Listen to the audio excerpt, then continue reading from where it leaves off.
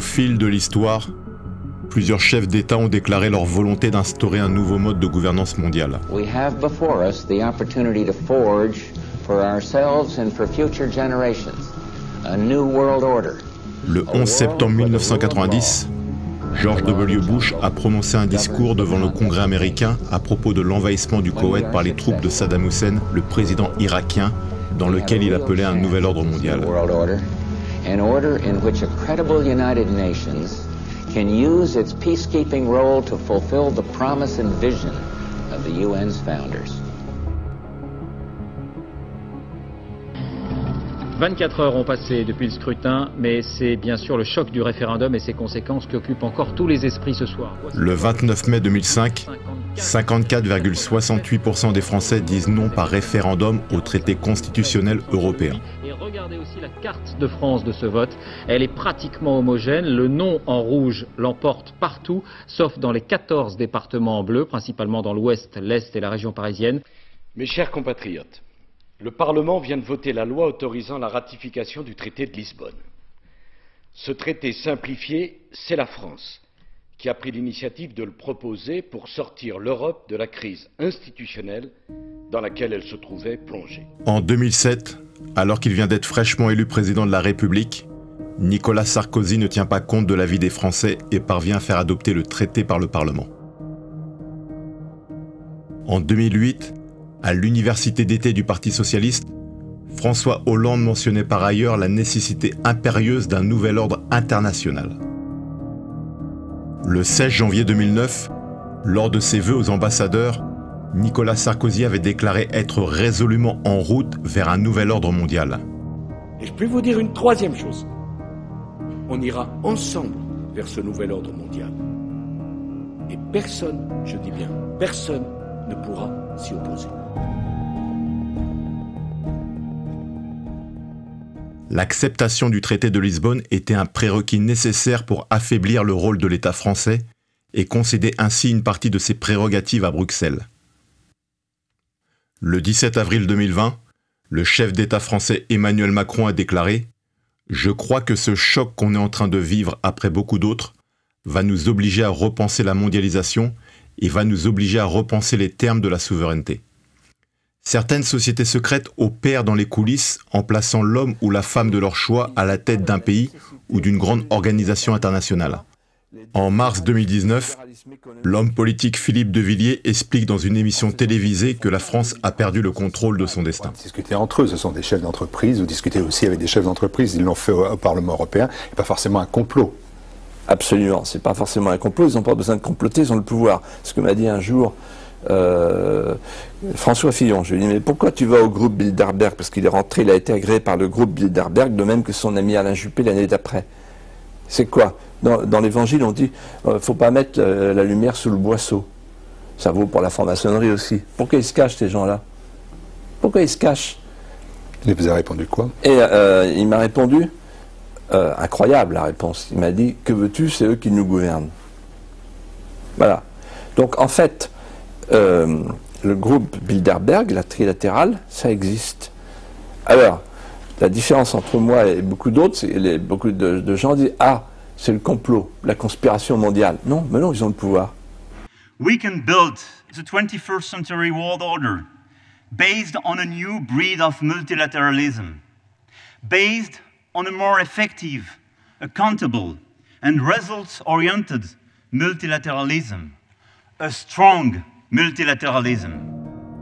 Klaus Schwab, le président du Forum économique mondial, a déclaré fièrement lors d'une conférence que son organisation avait infiltré les gouvernements du monde entier. When you brought the Young Global Leaders Program here for executive education and the Schwab Fellows, but there are two countries in the world now in which the young global leaders have emerged. Tell us just a bit about that in terms of the governance. Yes, actually, this notion to integrate young leaders is part of the World Economic Forum since many years.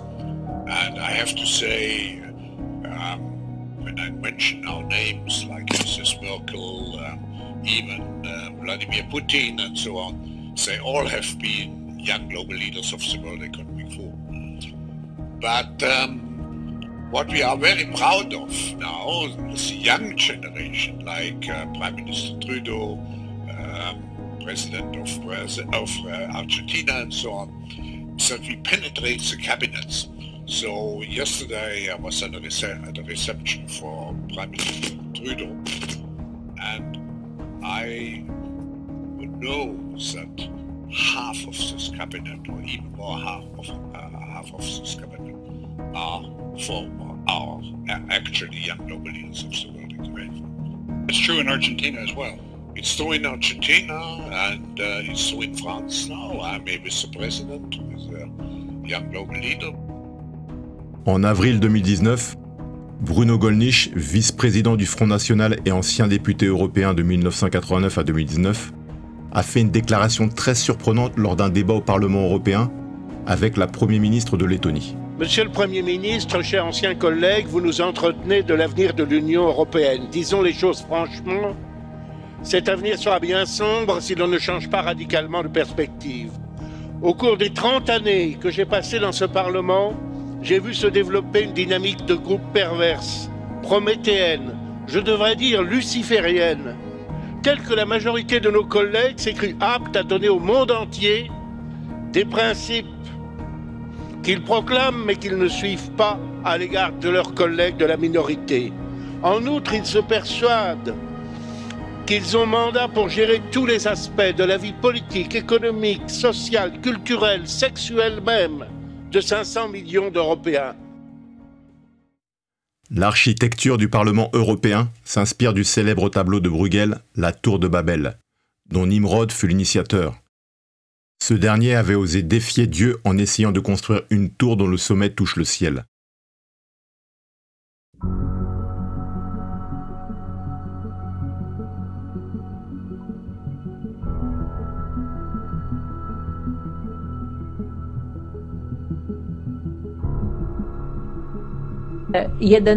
Jedna minuta okrzyku dla wszystkich na rzecz rewolucji.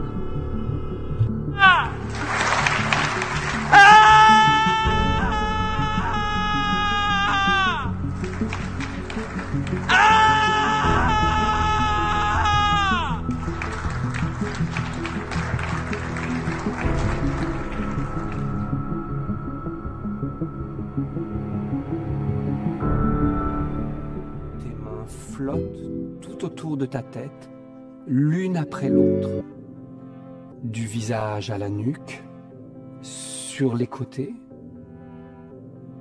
Le bout de tes doigts caresse ta nuque en passant. Tu découvres une nouvelle planète. Ici, le végétal a pris le pouvoir. Tes bras deviennent des lianes qui poussent et se développent autour de toi. Tes tentacules ramassent un filet de pêcheur. Fais-le tourner largement autour de ta tête une fois, 2 fois, 3 fois et tu le jettes à l'eau. Attrape des 2 mains une grande cuillère en bois dressée devant toi. Plonge la cuillère entre tes jambes, lance-la vers le ciel en sautant. Les États européens ont perdu progressivement leur souveraineté au profit de la Commission européenne. La Commission européenne est un organe indépendant des États qui dispose du monopole de l'initiative législative. Les commissaires sont nommés pour 5 ans, ils proposent les lois et veillent à leur application. L'initiative des lois revient donc à des personnes qui ne sont pas élues. Depuis le 1er décembre 2019, la Commission européenne est présidée par Ursula von der Leyen, dont le mari dirige Orgenesis, une entreprise de biotechnologie spécialisée dans les thérapies géniques. Cette dernière entretient d'ailleurs des liens très particuliers avec Albert Bourla, le PDG de Pfizer, comme beaucoup ont pu le constater lors des Distinguished Leadership Awards, où elle lui a remis le prix de l'Atlantic Council pour le récompenser du vaccin contre la Covid-19.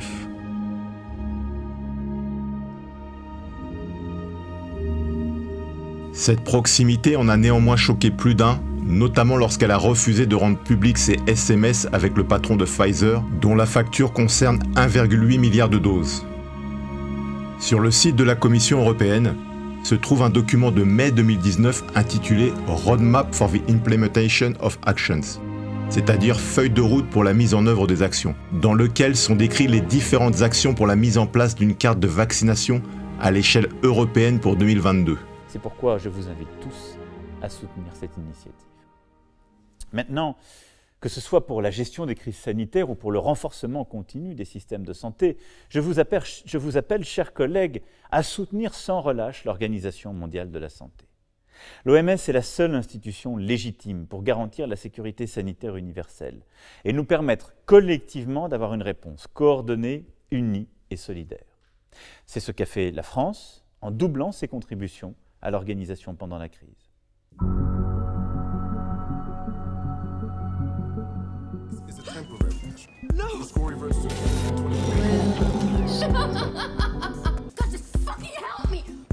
Un épisode de la série américaine Black Mirror a mis en scène le système de crédit social qui consiste à noter les citoyens.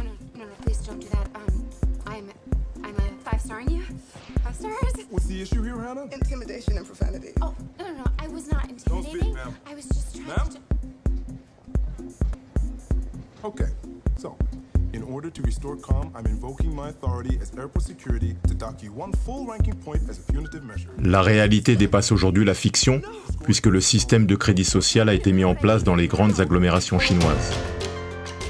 Surveillé en permanence par des caméras intelligentes à reconnaissance faciale capables de mettre une identité sur un visage en temps réel, les Chinois sont désormais aussi tous notés.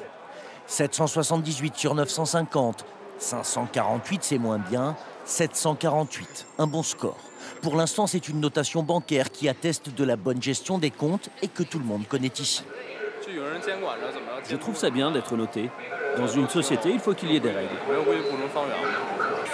Ces notes, ça nous oblige à bien nous comporter.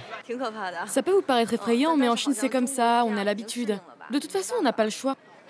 Car Pékin veut mettre tout le monde au pas et aller plus loin d'ici 2020.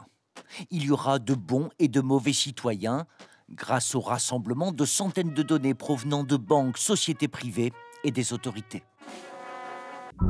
Le 14 février 2022, Justin Trudeau, le Premier ministre du Canada, déclarait l'état d'urgence à cause des camionneurs qui bloquaient le centre-ville d'Ottawa. Après des discussions avec le Conseil des ministres et le caucus, après avoir consulté les premiers ministres de toutes les provinces et tous les territoires, et après avoir parlé avec les chefs de l'opposition, le gouvernement fédéral invoque la loi sur les mesures d'urgence pour compléter les pouvoirs provinciaux et territoriaux visant à gérer l'occupation et les barrages illégaux. Je veux être très clair. Tout au long de son discours, la vice-première ministre Chrystia Freeland semblait extrêmement nerveuse en écoutant les annonces de Trudeau. Il s'agit de suivre l'argent. Il s'agit de mettre fin au financement de ces blocages illégaux. Considérez-vous avertis. Si votre camion est utilisé dans ces blocages, vos comptes d'entreprise seront gelés. L'assurance de votre véhicule sera suspendue. Renvoyez vos remorques chez eux. L'économie canadienne a besoin qu'ils fassent un travail légitime et pas qu'ils nous rendent tout illégalement plus pauvres. Nous annonçons ces mesures après mûre réflexion. Je me suis entretenue directement avec les dirigeants des banques canadiennes. Je tiens à les remercier de faire le nécessaire pour assurer le respect des lois et de la démocratie canadienne et pour protéger notre économie. En entendant la vice-première ministre Chrystia Freeland énoncer les mesures, on comprend mieux sa nervosité. Elle venait de faire basculer son pays dans un système chinois où les devoirs sont supérieurs aux droits. Il est important de préciser que Chrystia Freeland est également directrice du Forum économique mondial. Il est évident que si la Banque centrale européenne met en place un euro numérique qui permettra de centraliser toutes les transactions, peut-être qu'il restera facialement des billets, de l'argent liquide, mais ce sera pour de toutes petites transactions. La Banque centrale européenne a d'ores et déjà indiqué qu'au-delà de 3 000 € stockées sur un compte en banque, elle écrêtera ou elle imposera des pénalités puisqu'elle considérera que les gens ne doivent pas détenir trop d'argent liquide. Alors, il y a une raison à cela, puisque je vois que vous êtes interrogative. L'objectif est évidemment de briser, et je le dis très sereinement, et de briser l'indépendance des gens, de les mettre en position de ne plus pouvoir échapper au contrôle étatique. Et vous comprenez, si vous avez 3 millions sur votre compte en banque, vous pouvez dire « je me laisse suspendre, je refuse les vaccins, j'ai de quoi tenir un certain temps avant d'être pauvre ». Si vous avez 3 000 euros sur votre compte en banque, vous n'avez plus la faculté de désobéir au gouvernement. Et c'est bien ce projet totalitaire qui est en route, hein, et qui ne dit pas son nom, parce qu'il est présenté sous des dehors. C'est pour vous protéger, c'est pour votre santé, c'est pour la transparence, c'est pour lutter contre le terrorisme, c'est pour lutter contre les mafias, etc. On connaît la rengaine, mais bien entendu qu'il y a derrière un projet de mise en place d'un modèle de consommation qui a été très bien théorisé dans le Great Reset. L'avantage maintenant, vous savez, la bonne lutte contre la drogue, ce sera, pardon pour ceux qui luttent contre ça, ce sera la disparition de l'argent liquide, puisque tout sera tracé électroniquement dans 10 ou 15 ans. Je dirais que ça n'arrive pas le problème aujourd'hui, vous aurez bien raison. Mais vous allez voir que la baisse de l'argent liquide va permettre plus de traçabilité, et cette traçabilité va nous permettre d'intervenir beaucoup plus fort sur les trafics. Donc on en parlera évidemment dans des années, mais c'est pas ce qui va nous intéresser immédiatement, bien évidemment. Et veiller à respecter tous nos principes démocratiques. Enfin, nous appuyer sur la responsabilité de chacun, principalement en se faisant vacciner pour soi et pour les autres. Être un citoyen libre et toujours être un citoyen responsable pour soi et pour autrui. Les devoirs valent avant les droits. Être citoyen, c'est avoir des droits et des devoirs. Et ce sont d'abord des devoirs. Emmanuel Macron souhaite lui aussi s'inspirer du modèle chinois. Preuve en est, le 29 janvier 2022, Gabriel Attal, le porte-parole du gouvernement, déclarait dans une interview dans Le Parisien « Dans l'après-Covid, on veut poursuivre la redéfinition de notre contrat social avec des devoirs qui passent avant les droits, du respect de l'autorité aux prestations sociales. » Cette déclaration est passée quasi inaperçue dans les grands médias, alors qu'il est bel et bien question de redéfinir le contrat social français en le calquant sur celui du modèle chinois.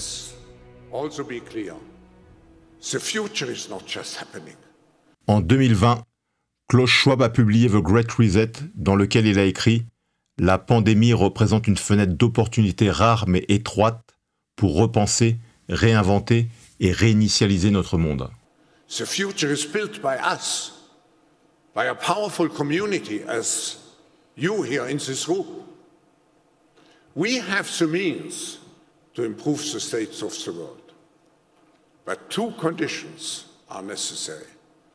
The first one is that we act all as stakeholders of larger communities, that we serve not our only self-interests, but we serve the community. That's what we call stakeholder responsibility. And second, that we collaborate. And this is the reason why you find many opportunities here during the meeting to engage into very action and impact-oriented initiatives to make progress related to specific issues on the global agenda.